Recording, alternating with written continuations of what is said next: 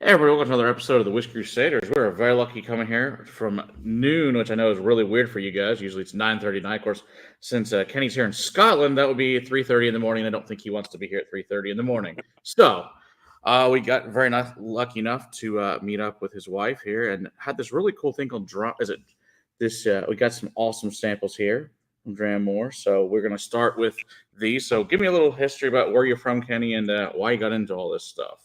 Yeah, no problem at all. Firstly, a very good afternoon to everybody, not a good evening. Yeah. Thank you very much for having me. So yeah, Dram Mor. We started Dram Mor 2013. Both Victoria and I are crazy on whiskey. We always have been. And we tried and we tried and we tried to get into the industry. And nobody wanted us. So we thought, well, you know what? We'll do it ourselves. So this is what we've done. We started 2013 as export agents. Okay. So we would open new marketplaces for independent Scotch whisky distillers. My first and biggest client was Ian MacLeod's for Glen Moray, Tamdhu. Good stuff. Yeah. Phenomenal. Great people. I was very, very fortunate. I met a man called Stuart Thompson, who was a sales director at the time there. And he gave me my first real lifeline to start turning a passion into a business. From that, things went pretty well. We ended up having people like Arran Distillers, Weems Malts, Speyside Distillers. A lot of people came to us. And we had a couple of independent bottlers on track as well. Fabulous. And between you and I wasn't that impressed with some of the stuff that we're doing. Okay. To Victoria, I said, I think we could do better than that. Now, you do not say that to Victoria. The minute you open your mouth, well, you have done it now. She will demand that you do better. So that's how it all started. But I'd been very fortunate where working with Ian MacLeod's, Stuart had seen me conduct a tasting one night. Okay. And he said, I've got a proposition. I said, yeah, propose away. And his exact words were, how would you like to travel the world drinking whiskey with interesting people and I will pay you for it? Sounds awesome. Well, I just burst out laughing. Once I calmed down, I said, can you repeat that? So he did. And I said, let me think about that, yes. I didn't think about it for too long. Yeah. Just in case he changed his mind. So I'd actually spent the best part of 8 years as a freelance brand ambassador for Ian MacLeod's as well. Okay. Very cool. Mainly Europe. But it meant that by the time I started bottling, I knew every distributor. I knew every whiskey club. I knew every whiskey festival organiser. The big retailers. They all knew who I was. So when we launched Dram Mor, we did it very much the wrong way around. Okay. We had nothing in Scotland. Everything went to Europe. Okay. And even now, we're still kind of playing catch-up at home, trying to get properly established here. Sure. But places like Germany, where I was in Germany at the weekend, Belgium, Netherlands, they're really strong markets for us. And fantastic. From strength to strength, we're 5 years old this month. So there'll be a nice 5th anniversary bottling coming out soon of some very nice toys. Sounds nice toys. That's awesome. I love it. That's great to say. Hi to guess, of course, to Sam Nash out there in California. I guess obviously he knows. He wants to know when it's going to come to the U.S. Of course, say hi to Donald there and Ben and the other Ben. So we get some good people over from Canada and U.S. and all that good stuff. And apparently, it's a giant presence market there in Alberta, though, for you. So that's good to hear. Yeah. Alberta was pretty good. The way things were working, we had a really good distributor. They were struggling a little bit. Okay. Just, I think, purely my take. I might be completely wrong, and if the boys are listening and I get it wrong, I apologise. It just seemed like things had maybe taken off a bit faster than they thought it was going to go. Sure. I'm actually hoping I should be back in Canada in November. Awesome. In New Brunswick to have a look at the Maritimes. There you go. So, yeah, Canada did pretty well. Good. We've just got to keep the momentum going now. Which Yeah, is, absolutely. you know, I'm excited. I'm excited when these showed up at the aromatic shampoo samples. Was my favorite. I think maybe my favorite ever. I love it. listen, smuggle So with style. great. I was like, that's the most ingenious one I've heard yet. I love it. Oh, listen, you've got to be inventive in this game. Absolutely. You always got to come up with something. Yeah, but the one thing, if you are going to shampoo with this stuff, Yeah. don't put it in your eyes. Right. Okay? Just put it in your mouth only. Just eyes is Yeah, bad. that's absolutely fine. Yeah, exactly. Very much. Hey, Ben, still we got 3 Bens in here today. That's hilarious. Well, Ben Heavy, somebody's going to have to change their name, lads. Apparently. It's too funny. All right. So what do you look for when you're looking for an independent baller for what a barrel? Do you just kind of go around, or does people send you stuff, or how does that usually work for you to do that? It's a bit of a gunfight over here trying to get the best quality of cask, because there are now, well, let's face it, I was going to say so many independent bottlers. There are too many independent bottlers. Yeah. There are no two ways about it. And we're all fighting, trying to catch fish in the one pond. Fortunately, I've got a lot of good friends in the industry. I know what I'm looking for. I know the styles that I want to access. I know the quality I want to access. I've been fortunate that, even Diageo have given me a direct supply contract, which a lot of indies do not get. Yeah, they don't get that. That's fantastic, though. So that really shows, I think, that we're trying to do everything the right way. Very, very grateful to all the distilleries that do supply us, because the quality of spirit that we are being allowed access to is exceptional. For me, when I'm doing any outturn, classically it's going to be a 6-bottle outturn. Okay. And what I want to do is make sure I've got flavours and profiles going from one side of the spectrum to the other. Sure. It's got to be something for everybody in there. Not everything's going to be for somebody, but there will be something for everybody. We also try and kind of temper things to the season. Okay, that makes sense. Yeah. It was something that I learned when I was working in the Netherlands. I went into a bar for a beer, and there was an Amstel tap, and it was pouring dark. I love that beer. And I thought, yeah, it's delicious. What's that? But that's Amstel Bock. I've never seen this. I don't think I've ever seen that either. That beer, it was fantastic. I bet it is. I love Amstel. So after a lot of quality control, I had to check 7 or 8 of them to make sure that it was as good as I thought it was. Perfect. And the next time I was in the Netherlands, same bar, same barman, and I asked for this Bock, and he went, "No." I went, "Why not?" He went, "You're a stupid man." Jeez. It's springtime. It's spring. And apparently what I didn't know is they make different beers to the seasons. Oh, okay. That makes sense. Yeah, well, I thought, now that's great. Why do we not do that in Scotland? It's a good question. Then I remembered we've only got one season.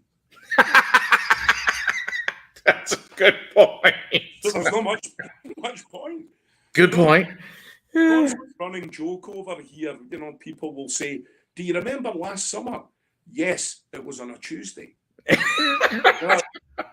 That's summer for you. But it got me thinking, and I thought, if we do have a really nice, say, late spring, early summer evening, I don't want to stretch for that big sherry bomb. Sure. And yet, if I've got 3.5 foot of snow, a 90-mile-an-hour wind, and a roaring log fire, I don't really want light and floral. Correct. So, all of these things started going through my mind, and I thought, okay, I'm going to try and give a range of whiskies, going from sherries to bourbons to whatever, but are going to be really acceptable at that time of year. And let's face it, everybody likes to chop and change. So you don't have to drink it at that time of year, but it just works that time. So Yeah, that's makes how I'll sense. select the casks. When we get the casks in, you're looking, well, every single cask we buy, you'll always buy blind. Mm. No one samples. If you're buying very high end, you'll sample Sure. because you're spending crazy money and you're not doing Right. it blind.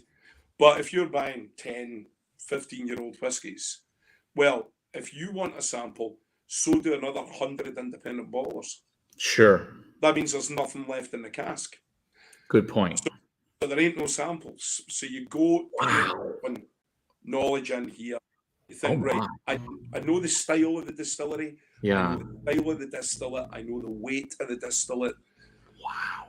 But when it comes to us, I would say 99% is going to be second, maybe even third refill bourbons. Sure. Spirit, phenomenal. The oak, really weak. So Okay. it's my job then to look at it and go, right, okay, this has got to go into this oak for this long. That one, this oak for this long. This one, perfect. I don't need to do anything with this. Sure. These two, they're just not good enough for us. Sell them to someone else. Okay. Interesting. So that will be the process that we'll always go through all the time. Very cool. I did not know that. It's great fun because you get to create flavors, characters, new personalities coming into the whiskey. Sure. And if you're gentle, if you're respectful with how you're using that oak, the spirit is going to react to that. If you go in way too heavy-handed and you throw crazy big strong casks at things and leave it for a year, well, you've killed off the soul of that. Sure. So always gently. Interesting. And the responses you get are fantastic. So you check it like once a month, once every couple of months, usually once you refill or whatever?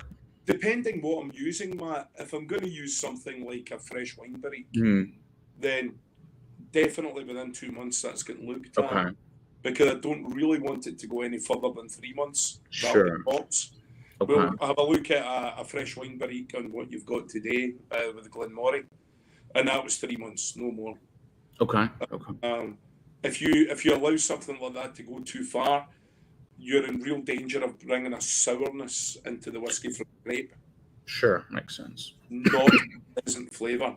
And once you have that it's a sweet, sour note, almost like balsamic sweetness coming into play. And you get rid of that. You've killed that. That's good to know then, for sure. It's a constant case of monitoring, of just being very careful not to allow it to go too far. And I would always rather pull that whiskey a little bit early. Sure. Than let it go that step too far. I would always rather my dram was maybe more spirit-led than oak-led. Right. I don't want something where the oak has enveloped the spirit. And I could be drinking anything. Yeah, because then you don't care. Sure. You know? Yeah, it makes sense.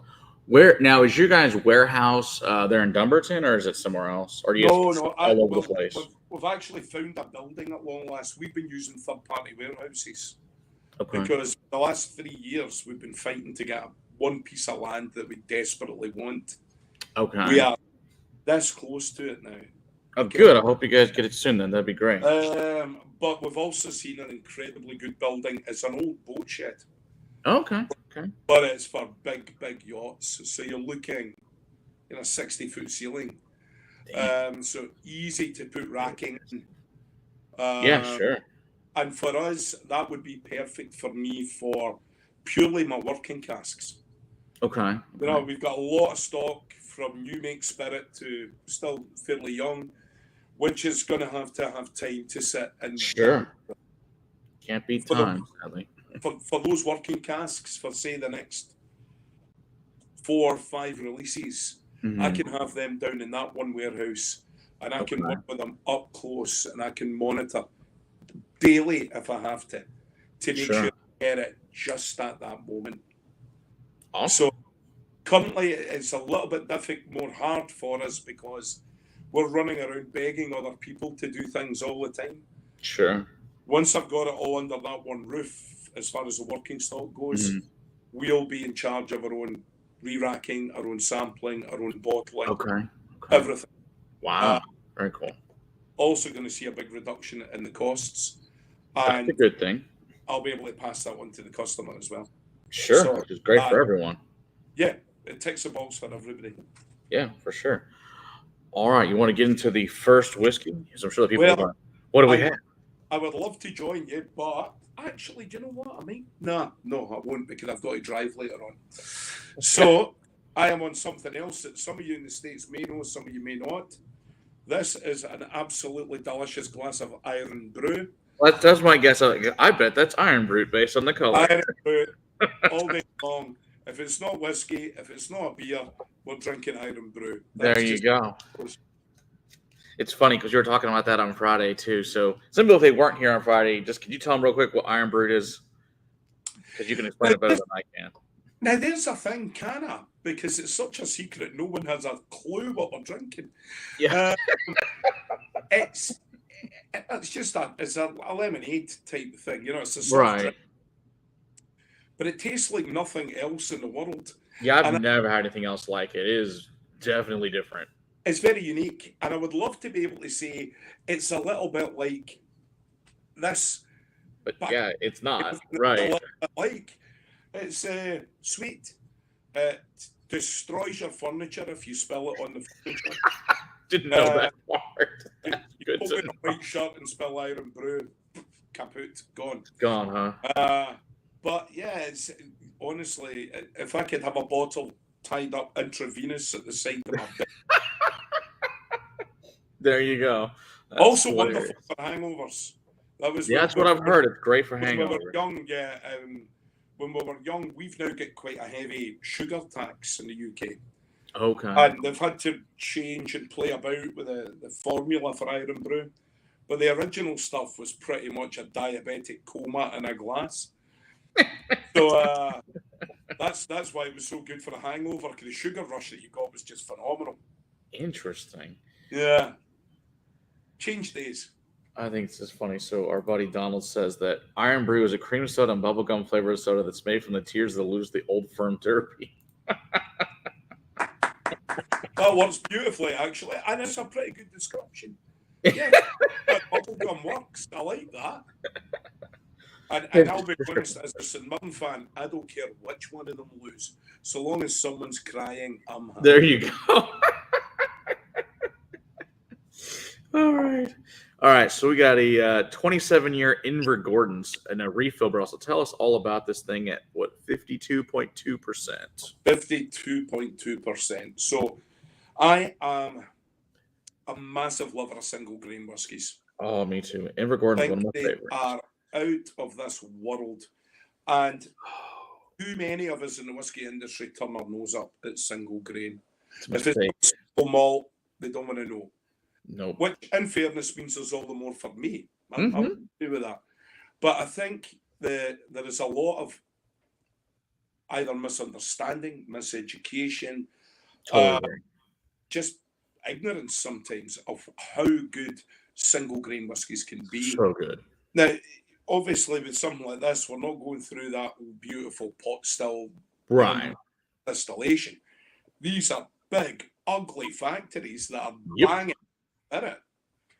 And none of this stuff, realistically, was ever destined to go into a bottle as a single cask. True. This should be in a bottle of white Mackay, not in a bottle of its own. You know, you're looking at, 36 million litres a year is the full capacity throughput of Invergordon. Lord.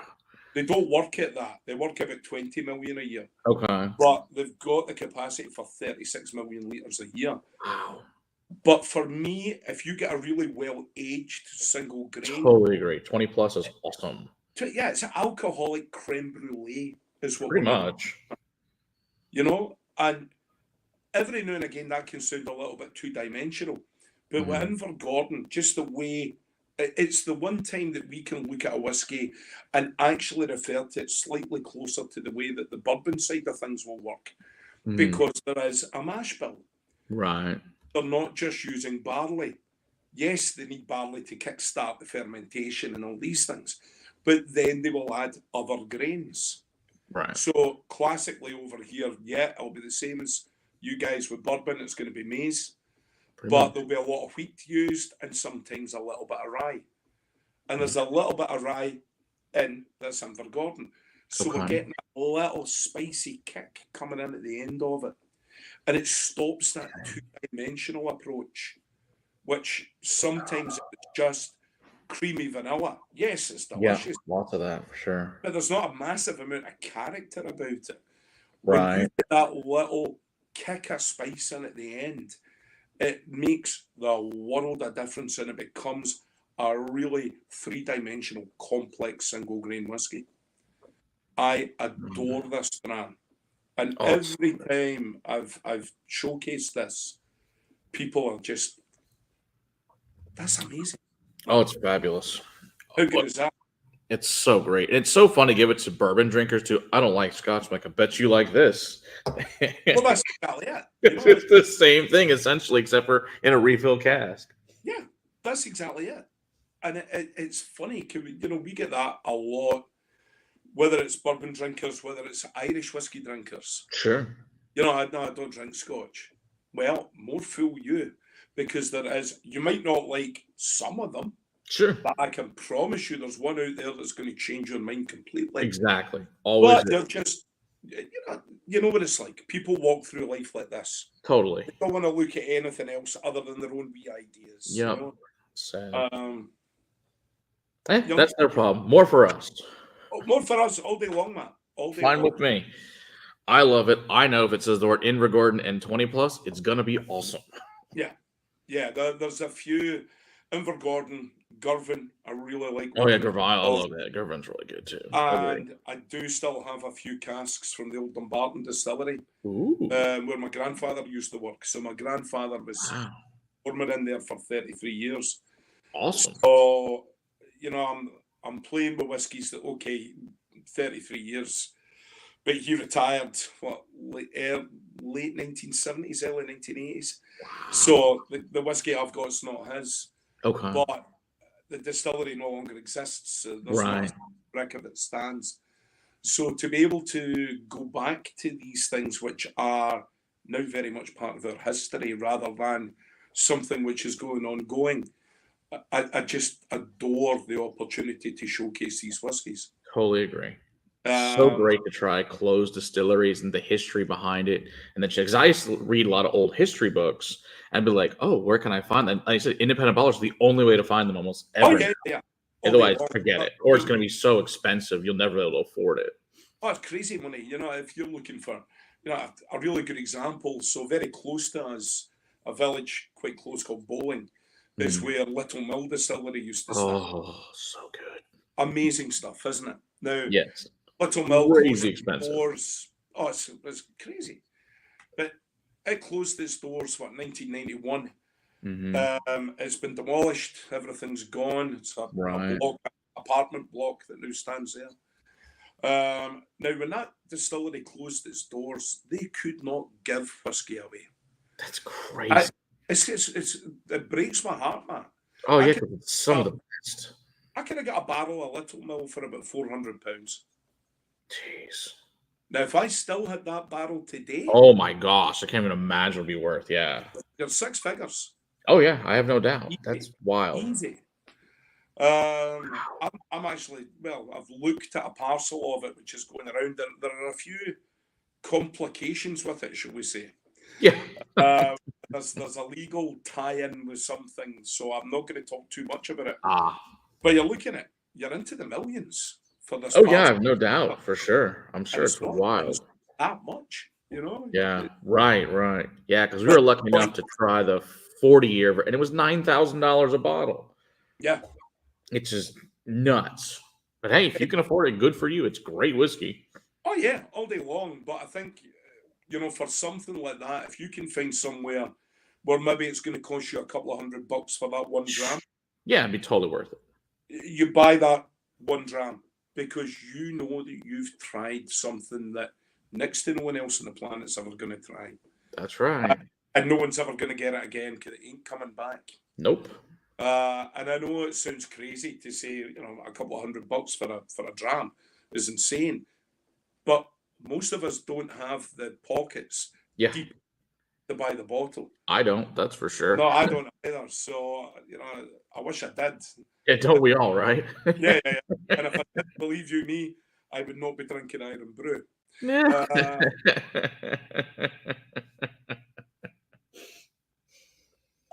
But actually, talking about the value, the cost of whiskey, that's another thing coming back to the single grain, Yeah. which is so important.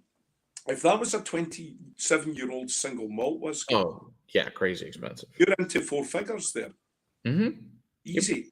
I don't know the American price on this one. I do know over here this sells for just over the £100 mark.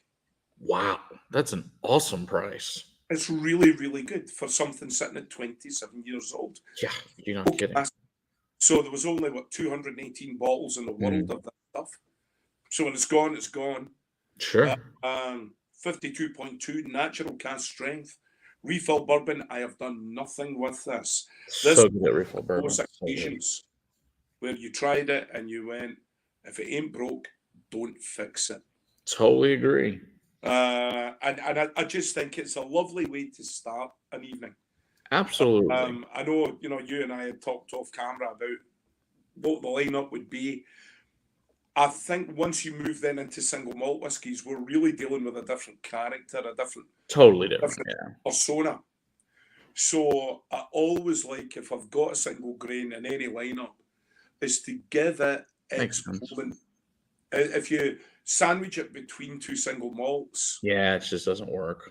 People start judging it against the single malts, and it's a different picture. Yeah. If you let it go first, it gets its moment in the limelight. It's allowed to showcase itself. Totally agree. Really appreciate it for what it is. So that's, if any of you guys out there are ever doing tastings with your friends or your local whiskey club or whatever, that's the way I would always do things. Don't worry about the fact that it's the oldest whiskey on the table. And we never start with the oldest whiskey. That's right. But we did today. I hate to tell you folks, 27 years is not the youngest. True.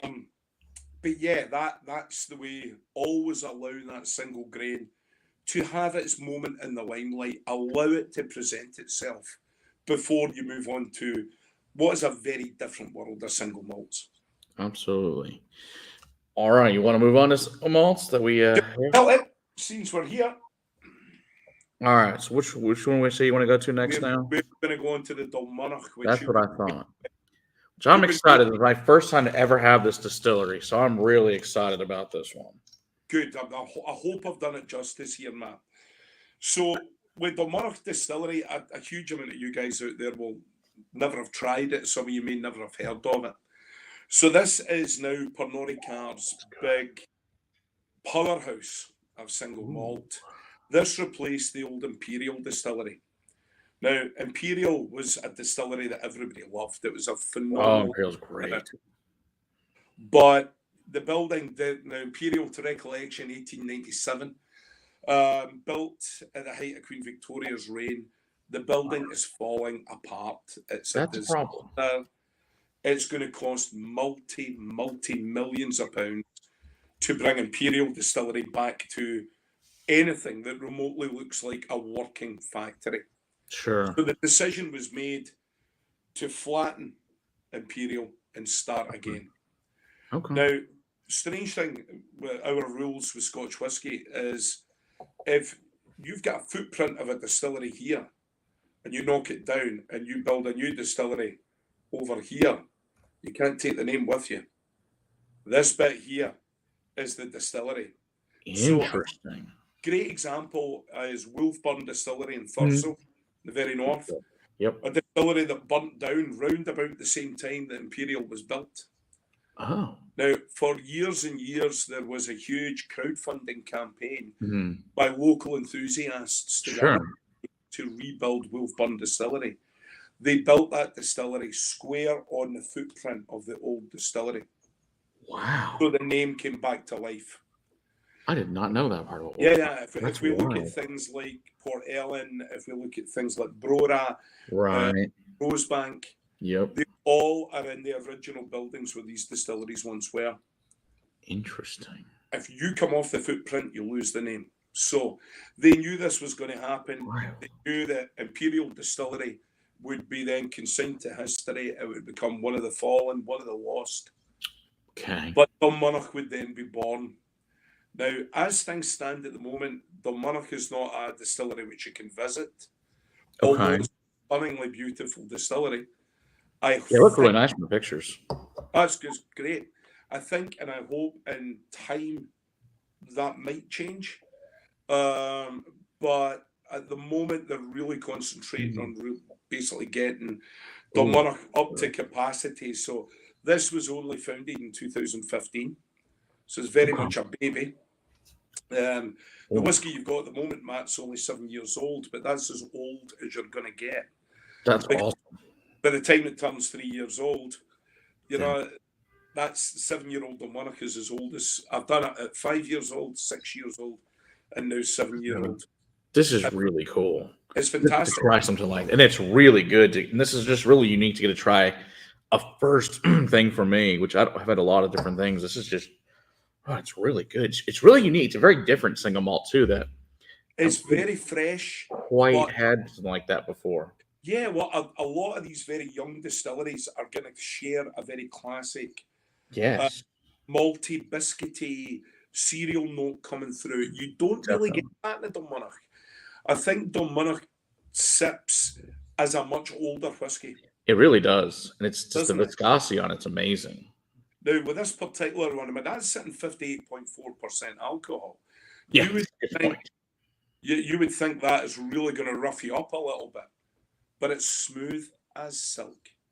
Mm-hmm. You would not, if I gave you that totally blind, you would never say that was high 50s, never made 50. No, let alone 7 years old. No chance. You figure like 14, 15 is what it tastes like. That's where you'd be sitting at. Anywhere between the 13 and the 15 mark for me, this sits. And it's comparable to that age of whiskies that are lying about there. Now, again, you know, we got this second refill bourbon. I tried a sample of it and I thought, you know what? 100% bourbon is the right way to go here. Yeah. So I had a wee look around, and my favourite bourbon cask to work with, when I know bourbon's the right way and it's already in a bourbon cask, I've always turned to Buffalo Trace. Okay. To get just what I want in there. There's a few I like to use. I like Wild Turkey, especially if the spirit's quite sweet. Wild Turkey will dry it down a little bit. If the spirit's quite dry and I want to add a little bit more sweetness, I'll maybe turn to either Jim Beam or to Maker's Mark. Especially if I want to bring a slightly more nutty note into play. Maker's Mark's got that gorgeous almondy thing on in there. So, you know, people I think are, I would hope it would be very different in the States, but certainly from the European perspective, I think when you say it's in a bourbon cask, people kind of go, it's just a bourbon cask. But right. It makes a huge difference who it comes from, like you said. It's massively. It makes all different flavors come from those different bourbons. For sure. Of course. And trying to get that information across to people. So what we've started now doing is not just saying, you know, first fill bourbon. I'll put finished in a first fill Buffalo Trace cask. Yeah. So I'm starting to give as much information as I can to people. So yeah, I love the transparency you got. I wish more distilleries would tell us whether. That's what I'm finding with new bottlers, new distilleries are going with full transparency. We had the Isle of Harris here recently. Oh, they lovely. told us the percentage of Buffalo Trace, of Heaven's Hill, and it was really cool to hear what each one was made of percentage-wise. I'm like, holy crap, I've never had a distillery tell me that ever. Yeah, it's great to do that. I think the more that we can share with you guys, the more that you buy into what we're trying to do. Absolutely. You know, I think gone are the days where we can treat the general public, our clients, our customers, as just folk who drink whiskey. Yeah, totally agree. They're invested in it. Exactly. And I think no matter what, I'm a whiskey fan before anything. That's first and foremost. I'm a whiskey fan. So what would I want to know when I'm buying a bottle of whiskey? Exactly. These are bits of information I want. So why starve people of that information where it doesn't hurt me to share that with folk? Exactly. I think it also makes it collectors. Maybe you want to see what that spirit tastes in multiple different bourbon distilleries. It might be a really fun collection to see what he tastes like, to see that difference across the line. Do you know, it's something that I've got lined up for next year for my own whiskey club in Glasgow, is we're going to do something very similar. That's awesome. That's really cool. It's difficult to find out the actual source of so many different bourbon whiskies. Sure.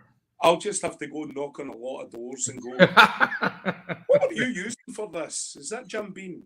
Or is that Jack Daniels? Or what is this? But it would be wonderful to be able to do that lineup. All similar distilleries, 10-year-old, just make it a really balanced across like-for-like tasting, but with different bourbon casks. You're very cool. And then people would see, wow, what a difference between this one and this one. Oh, yeah, for sure. You know, people don't think twice if it's sherry. And they're saying, this from Gonzalez Baez, whereas this huge is difference. Else. A massive difference. Yeah. And yet, bourbon, it's just bourbon. Yeah, it's crazy. You know, so I think the Buffalo Trace with this works beautifully. Oh, it's great. It reminds me of like I don't know if you guys get Quaker Oat Squares, the cereal over there or not, but yeah, sort of reminds me of. Now that's funny because a girl said that to me on Saturday in Germany. That's so a new festival in Germany in Mannheim, and she went, "It's the only whiskey I've tried that's oaty." Yeah, it's very oaty, which is super interesting. And every other one, that's the youth. You're always going to get a slightly cereal note coming out with the youth, but every other one I've tried goes down that digestive biscuit maltiness, where you're getting the wheat type barley coming through, it's a crumbly biscuit rather than that oatmeal. Whereas this one has got that really nice oatmeal note, but it's not thick, heavy, creamy. Right. Cuts through. And, you know, it can be the badly behaved child of Dram Mor from time to time. But in the best possible way. Yeah. It's also got that really nice cinnamon to it, and this little bit of like peaches and cream and pears. And that's really great stuff. It's a very Moorish whiskey for a 7-year-old dram. Yeah, I can't believe that's only 7 years old. You know, really interesting to see how this distillery develops. As I say, I've now bottled 3 casks at 5, 6, and 7. Very cool. I'm excited by it. I'm really, really keen to see where it goes. I mentioned it as a powerhouse. At the moment, their throughput is around about the 7 million litre mark a year, but its capacity is 10. Okay. So they can up it a little bit more again. Sure. I'm hoping, I've still got some in stock, so I don't want to be that guy who just does the same things over and over. The next Dalmunach will be probably a few years away, and we'll take it in a different direction as well. But there will be more to come from us, and it's a distillery that excites me, Matt. Yeah, I'm excited for this. This is really great stuff. That's fantastic. All right, which one do you want to move to next? I think we should go to the Glen Moray, please. Okay, sounds good. 13-year first fill Tokai at 56%. Sounds awesome. That's the one. So I have wanted to work with Tokai oak for ages, and I have never once found the right spirit that's going to work. Okay. Now, for those of you who are not so sure on Tokai is a very sweet dessert wine that comes from Hungary in Eastern Europe. Using specific Hungarian oak for Tokai oak casks. And it will bring the same sort of sweetness to the table, the same level as, say, French Sauterne will bring to the table. But it's slightly heavier and it's slightly fruitier. So you really need to find the right cask, the right spirit. Makes sense. Match that oak. And I've looked for a few years now. I've never found something that made me go, that's the one. until I got a sample of this Glen Moray. So Nice. I mentioned earlier we don't get samples. Well, we do, but only after we've bought the thing. So once it belongs to us, then samples. And I get the arduous job, and it's normally first thing in the morning, before I've had a cup of coffee, nothing. Glass of water only. And I'll sit down to about 20 cask samples. And I've got to work my way through each one to decide where it's going, how we're going to play the game with it. And the minute I tried this, I was like, find it. There you go. That one. So this Tokaji cask was brought over from Hungary specifically just for this spirit. That's awesome. Do you know which winery by chance? I can find out for you. Okay, yeah, because off the top of my head, I know that we know. Right. Okay. I know where it is, Matt, but I'll find out for you. Okay, perfect. So 13 years old, 56% on the head here, dead on. This was only 3 months in that Tokaji. That's wild. In 3 months it did that. The flavour in there is phenomenally good. It's rich. It's fruity. You mentioned that kind of peaches and cream thing going on. Yeah. In here, I'm getting more kind of dried apricot sweetness coming out into play. That I also get those what's that, the Harborough German, those gummy bears that they make, and the gold bell. Yeah. The good thing with this is at least Glen Moray doesn't stick to your teeth. Right. That's a good one. That's a good one. I don't have to sit going, what is that? When I've been drinking Glen Moray. I'll be honest with you guys, if you're not a big fan if you don't have a sweet tooth, this one might not be for you. This is fabulous. But it's such a beautiful whiskey. I had a young lady come in the other day, and her and her boyfriend were going outside to have a cigar. And I said, what kind of cigar have you got? She went, it was a very light, gentle cigar. I'm like, take this out with you. I said, before you go, there's a table over there that's got some incredibly good cheese.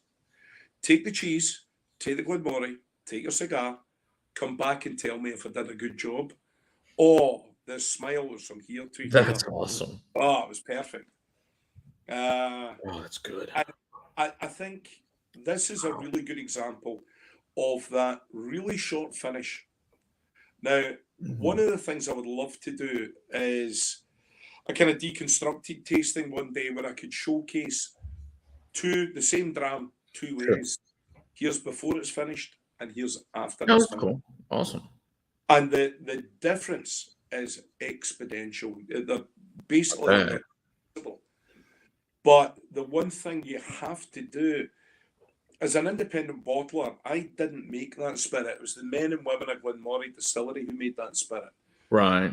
It's incumbent on me to showcase that to its very best. For sure. Because if I make a mess of it and say it's the first Glen Moray someone's ever tried. Sure. That's a good point. Do I get the blame? Well, yeah, in the short term.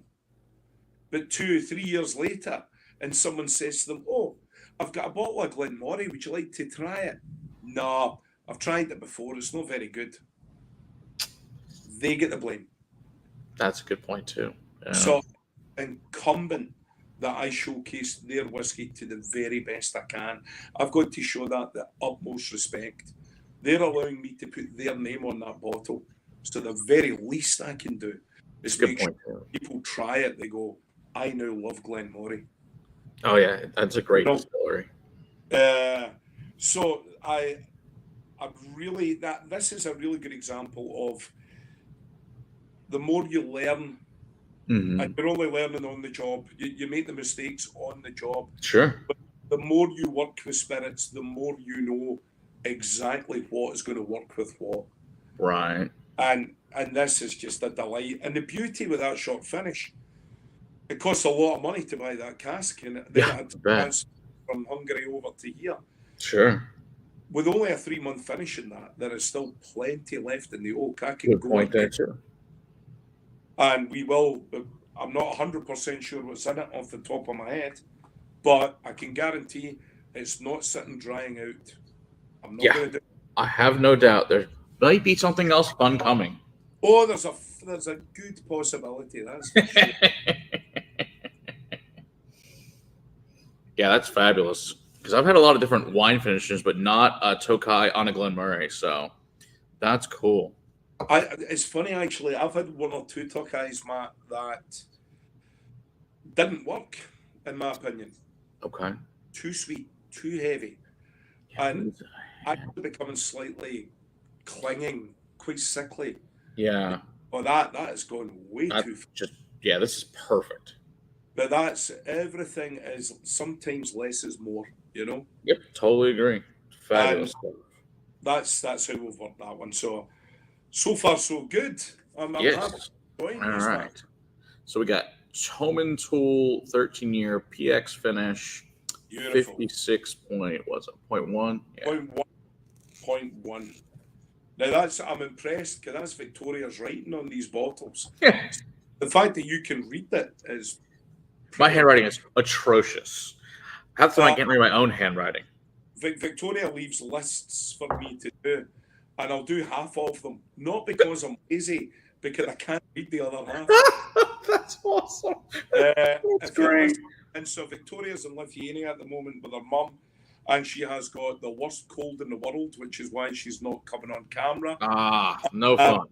If you're listening, darling, your writing is fantastic. It's just my eyes are good enough. That's all.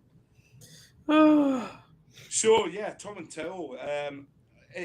Unlike, funnily enough, we didn't talk about Glen Moray. You're going back to 1897, so you've got real history and longevity. Right. Tomintoul is another one of these really young ones, not quite as young as Dalmunach. We're going back to 1964 for the building at Tomintoul.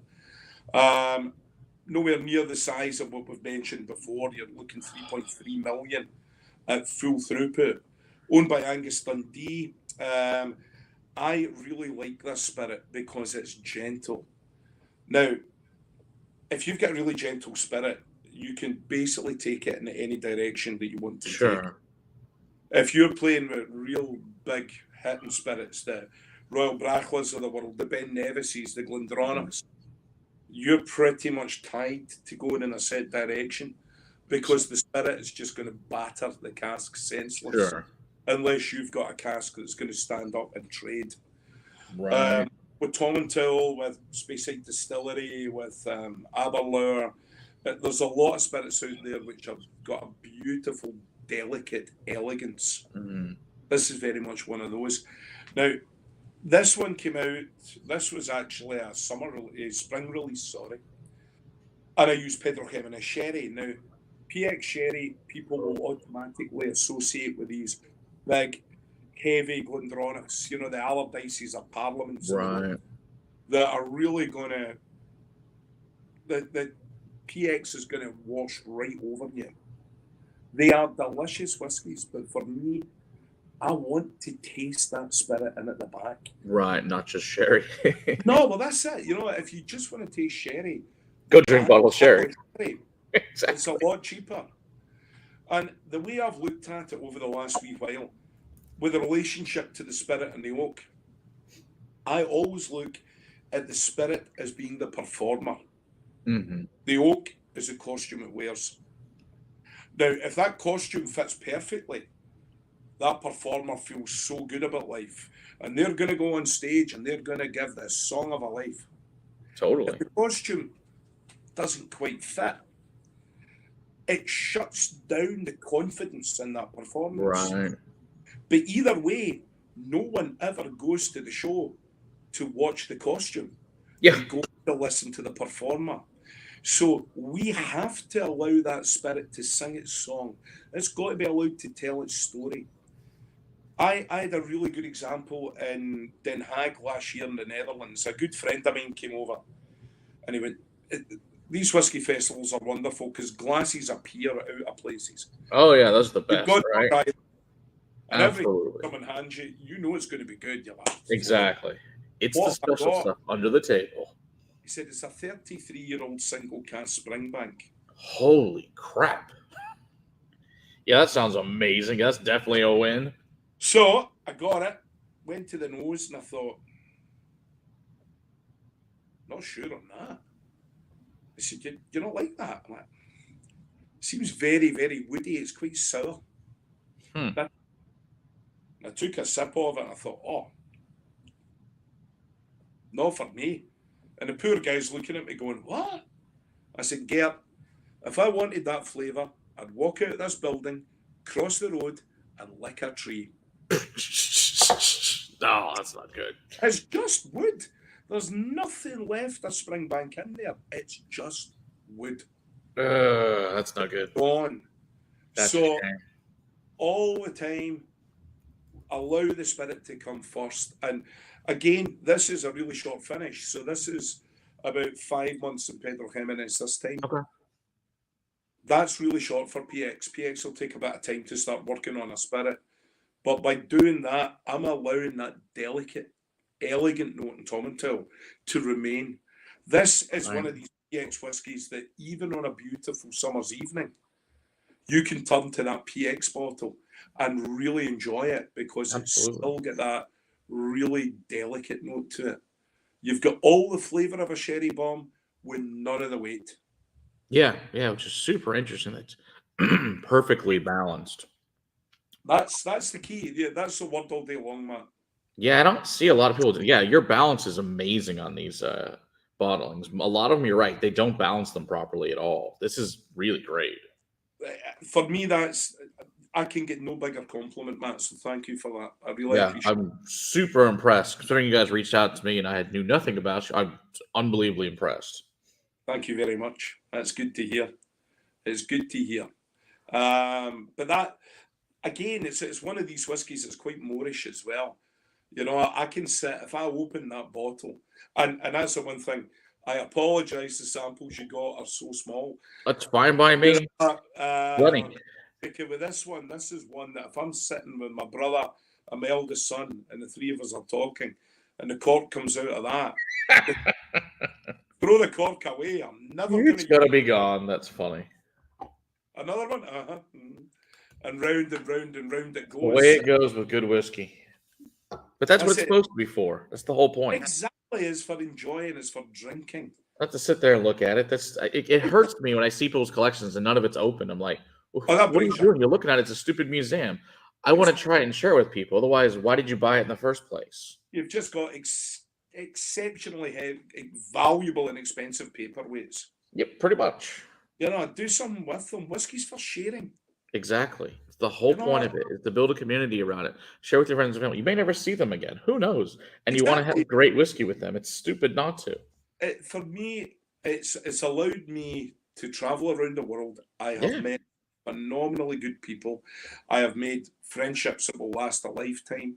Absolutely. And it's all down to just sharing that one glass. Totally. And alcohol in general, you know, if you look at it globally, has got a thing about people being pushed apart and all these different problems that come with it. And don't get me wrong, if you treat whiskey in an incorrect manner, same thing's going to happen. But if you treat it right, it does the exact opposite. It brings everyone together. Exactly. And it doesn't matter if you're 21 or 121. You know, it suddenly age goes out the window. Your race goes out the window. Sex goes out the window. All of these different things. Until we start talking about football or politics, then it all comes back in again because we've had a few. So there was always, when our independence referendum was ongoing, still breaks my heart, but we'll not talk about that. Yeah. But you go into the bars in Glasgow and every bar had a big sign, no indie chat at the bar. Yeah. I'm sure talking about it. Because after 4 or 5 drams, people were like, no doubt. Not a good idea. But no. If you treat it right, it'll treat you right. Exactly. You know, you don't treat it right, it'll bite you on the ass like a tiger. Yeah, it will. Like I said, I met all my best friends at liquor stores or whiskey conventions. Yeah. So it's great. And they're friends for life because we share great whiskey together and everybody brings cool stuff to share. And that's the whole point. Do you know, there's the one thing that every single person in the world will share, and it's a love of sharing what they're passionate about. Yeah, I agree with that. That's Something that you love, if it's something that you're so passionate about, whether it's a sporting team, whether it's religion, whether it's a motor car, whatever. If you find someone that loves that thing just like you love it, it's the best feeling in the world. For sure. It kind of affirms to us that we're not lunatics, because everyone else thinks that what we love is great as well. That's right. Exactly. We're all crazy together. We're all crazy together. The best way, man. Exactly. All right. So we get the last. Now, this one, when I saw this, I knew this was what I was excited about. Now, I don't know how to pronounce it, but I do know that it's Peter Glen Turret. It's Peter Glen Turret, and it's Ruadhmaor. Yeah, I was not going to get that. So. That's Ruadhmaor. Ruadhmaor in the Gaelic means the Red Warden or the Red Guard. Oh, okay. So that now, when you look at Glen Turret Distillery, it's the oldest running distillery still going in Scotland. We're going back to 1763 when it was officially started, but they've got records proving distillation on site from 1717. So we've got well over 300 years distilling now. That's on crazy. It's small. You're looking at 340,000 litres a year full throughput. It's a small distillery. I don't know if that small. Oh my. Yeah. But it's just stunning. It's in a little hollow surrounded by trees, a river running down. It's just beautiful. Nowadays owned by Lalique, one of the biggest luxury brands in the world. To say the least. When they bought it, I must admit, I had trepidations. I thought, well, please don't turn this into something shiny and pretty. Right. Because it's going to rip out all the soul of it.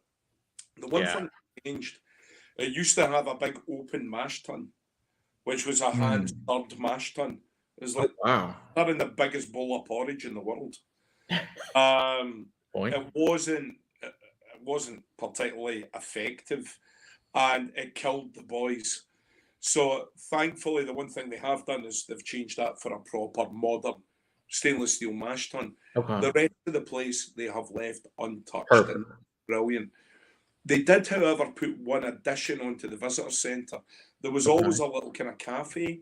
Yeah. Well, they thought, no, we don't want a cafe. We want a restaurant.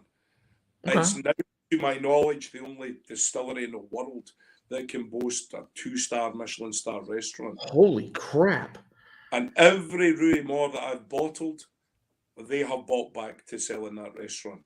So if Glen Turret are buying whiskey back from me after they've sold it to me, I must be doing something right. You must be doing something. Yeah, this smells absolutely amazing.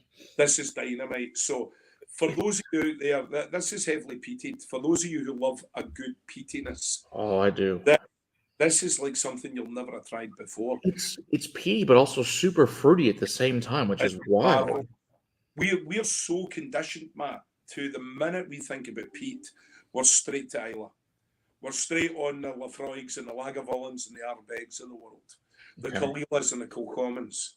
Stunning, beautiful whiskies. But the one thing all of these share, when you're on Islay, the peat on Islay is very phenol. So there's moss that grows on Islay called sphagnum. Sphagnum moss contains a lot of iodine. If you go through, for those of you that love your history, if you read back to the Roman centurions, when they were trying to invade Scotland and failing miserably. Yeah, to say the least. Build a wall. Oh, no, I shouldn't say that. But there's an American election on the go, should I? Okay. But Hadrian... Your wall still exists. Let's put it that way. Hadrian's wall's still there last time I checked. Just keep them away. We don't even want to invade them anymore. Just stay away from those people. Hadrian's wall still exists. Just wild. It's what, 1,000+ years old? It's insane. Roman centurions would use sphagnum moss to pack into their wounds because it was a gift from the gods, and the gods would clear their wound. There was that much iodine in that the disinfectant quality would clean the wound. Really? So when it decays into the peat, it takes that iodine with it. So when we eventually dry and burn the peat, that iodine's released in the peat smoke, and that impregnates the barley, which is where you're getting that medicinal, almost sticking plaster note coming into some of the Islay whiskies. That's where that's coming from. Now, if I'm using Highland peat, which this is, we Right. don't have any of that. Comes from deciduous tree leaves, from ferns, from heather flower, all decaying down into the ground. There is no medicinal note in here. That's interesting. What we've now got is this gorgeous bonfire smoke enveloped. So good. There's only one way that I can explain this to everybody.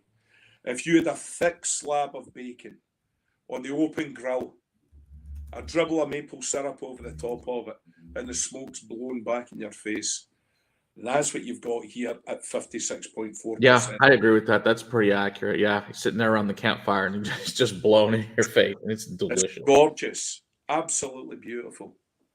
Man, I'm still thinking, because I thought you had the Pedro Jimenez one here, but that's even fruitier. That's insane. it's even fruitier. I bet it is. Yeah, That's insane.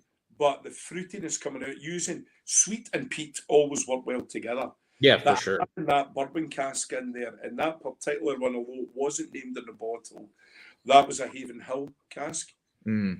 And what that has given us is that's where that beautiful sweet maple note is coming into play. Makes total sense.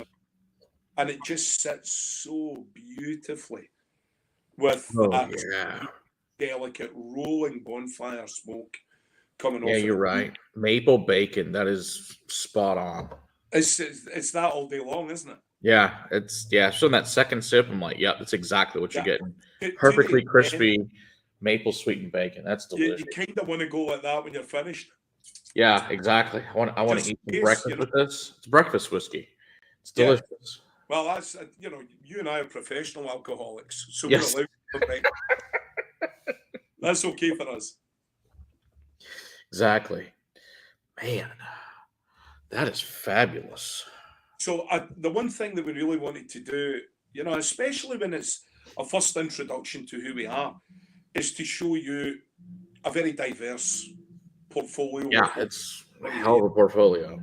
And every time, the release will come out, funnily enough, the next one, which will be a kind of autumn-winter combined, there's going to be some big hitters.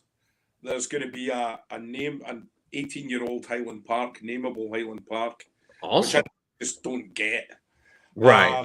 A stunning full sherry maturation 18-year-old Glen Moray, Ooh. and a single cask 11-year-old Lafroig, which is just to die for. And they're going to be kind of 5th anniversary specials. But we still need the normal core range coming up as well. So there will be another 6 bottles probably coming out with that. I think one of the ones could well be a 22-year-old Dumbarton.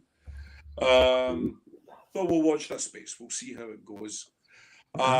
Currently, for the States, we have distribution with a company called Scotch Drinkers Only. Okay. So a quick click of the magic keyboards, and you'll be able to find out who these guys are, and they, I'm sure, will be more than happy to get some stuff over to you. I really hope that in the future we get the opportunity to really build the American market. Absolutely. This is great stuff. I do hope we get it more and can get it on the shelves, or if even just get it online, that'd be great. Really to experience. This is fabulous whiskey.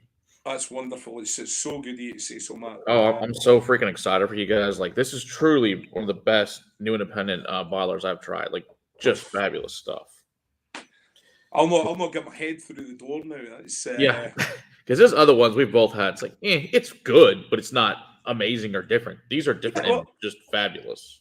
Do you know, I think one of the things that, reverting back to the fact that I'm a whiskey fan first and foremost, I look around some of the big whiskey festivals that I work at, and I see so much which is good, but it's the same. Right, exactly. And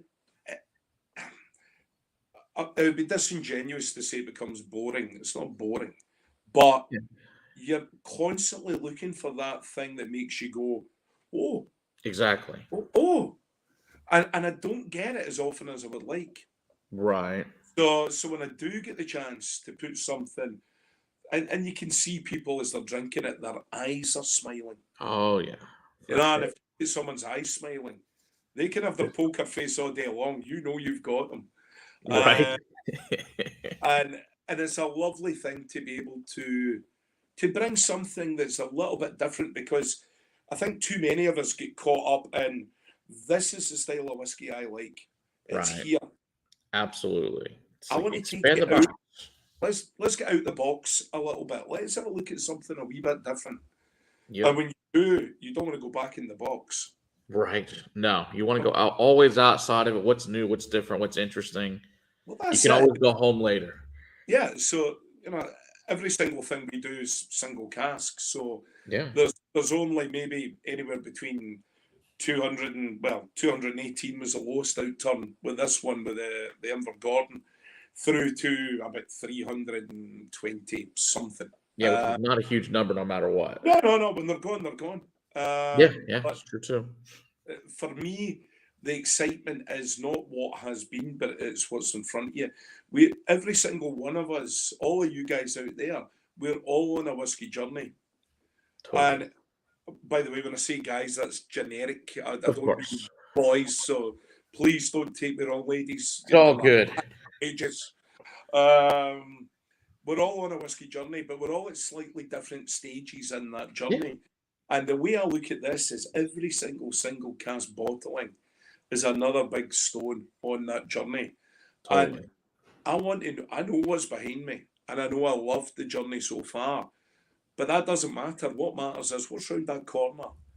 I want to see what's next. And it keeps it fresh, it keeps it exciting. It keeps me exhausted. But hey, what the hell? That's right. I'm the luckiest man. I'm an incredibly rich man. You wouldn't think that if you saw my bank account. Yeah. But it's all liquid, like I tell people. It's all liquid. All of my wealth is in liquid, literally. I get to work with something I adore. I get to do it with my best friend, who's also my wife. It's awesome. Who also loves it. We're sharing this journey together. And every time we get the opportunity to come to a new audience like yourselves, you know, if you wanted me doing this at 3 o'clock in the morning, Matt, I promise you, I would be sitting here at 3 in the morning because it's worth it. It genuinely is.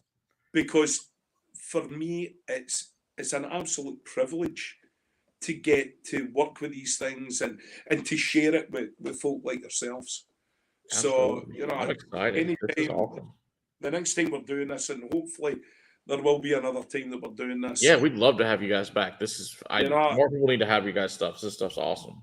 And if I can go over the pond, we would love to have you here and come teach a class. That would be amazing. I will be. I mean, honestly, why anyone would want to sit and listen to my nonsense, I do not know. But if I put a good drink in their hand, they'll survive it. They'll be okay. Absolutely. But yeah, so that's your introduction to Dram Mor. Yeah, well, it's fabulous. Like I said, this is just fabulous stuff. Can't say enough great things about you guys, and looking forward to the future with you guys. And like I said, love to have you here at the place and all that good stuff. And hopefully everybody that can find it. Like I said, no, Ben finds it in Alberta, and who our overseas friends can get it. And if not, they can hopefully order it online, which would be great for everyone.